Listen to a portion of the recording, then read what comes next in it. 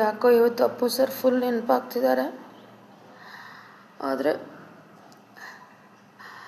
ಇವಾಗ ಶಿವಣ್ಣ ಸರ್ ಇದ್ದಾರೆ, ಯುವ ಸರ್ ಇದ್ದಾರೆ. ಅವರಲ್ಲೇ ನಾವು ಅಪ್ಪು ಸರ್ನ ನೋಡಬೇಕು, ಬಿಟ್ಟರೆ ಬೇರೆ ಆಪ್ಷನ್ನೇ ಇಲ್ಲ ನಮಗೆ. ಅವ್ರು ನೋಡೋಕ್ಕೆ ಮುಂಚೆನೇ ನಾವೆಲ್ಲ ಕಳ್ಕೊಂಬಿಟ್ವಿ. ನಾನು ಫಸ್ಟ್ ಡ್ರೀಮ್ ಇದ್ದಿದ್ದು ಅಪ್ಪು ಸರ್ ಒಂದು ಸರಿ ಮೀಟ್ ಮಾಡಬೇಕು. ಬಟ್ ನಾವಂತ ಅಷ್ಟೊಂದು ರಿಚ್ ಇಲ್ಲ, ಅದಕ್ಕೆ ಅವ್ರನ್ನ ಮೀಟ್ ಮಾಡೋಕ್ಕಾಗಲಿಲ್ಲ.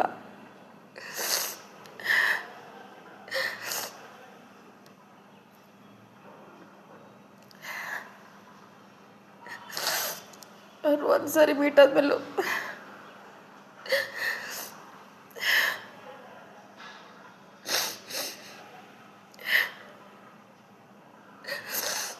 ನೆಕ್ಸ್ಟ್ ಜನ್ಮ ಬಂದರೂ ಅವ್ರನ್ನ ಮೀಟ್ ಮಾಡೋಕ್ಕಾಗಲ್ಲ.